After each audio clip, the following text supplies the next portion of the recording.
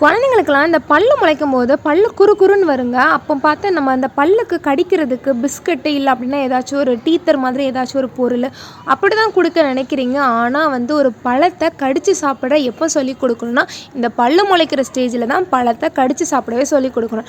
நம்ம என்ன பண்ணுறோம், ஈஸியாக குழந்தைங்களுக்கு வந்து பழத்தை கடித்து சாப்பிட்ற பழக்கத்தை சொல்லியும் கொடுக்குறதுல நம்மளும் கடித்து சாப்பிட்றது கிடையாது. ஸோ ஃபஸ்ட்டு குழந்தைங்க பழத்தை கடித்து சாப்பிட்னா நீங்கள் முதல்ல கடித்து சாப்பிடணும். ஸோ என்னோடய பிள்ளைக்கு ஒரு பழத்தை கடிக்கிறதுக்கு நான் இப்படி தான் ப்ராக்டிஸே கொடுத்தேன். ஸோ பழத்தை நான் வந்து கத்தி வச்சுலாம் கட் பண்ணலாம். அவளுக்கு ஒரு பீஸ் வந்து கையில் கொடுத்தேன். அது போக முழு பழத்தை வந்து கடிக்க இது பண்ணுறேன். ஏன்னா நான் சின்ன வயசில் முழு பழமாக கடித்து தான் சாப்பிட்ட பழிச்சேன். அப்போ தான் பல்லுக்கு நிஜமாவே ஸ்ட்ரென்த்துங்க. ஸோ உங்கள் வீட்டு குழந்தைக்கு வந்து பல்லில் சொத்தப்பல்லே வரக்கூடாதுனாலும் நீங்கள் பழத்தை கடித்து சாப்பிடணும். அதுவும் கொய்யாப்பழம் தொடர்ந்து கடித்து சாப்பிடும்போது உங்கள் குழந்தைக்கு இந்த சொத்தப்பல்லுங்கிற பிரச்சனையே வராது. ஏன்னா இந்த கொய்யாப்பழத்தில் அவ்வளவு சத்துக்கள் இருக்குது. இதில் இருக்கக்கூடிய விட்டமின் சி அண்ட் எல்லாமே இந்த கொய்யாப்பழத்தை கடித்து சாப்பிடும்போது பல் அந்தளவுக்கு கிளியராக இருக்கும், ஸ்ட்ராங்காக இருக்கும்.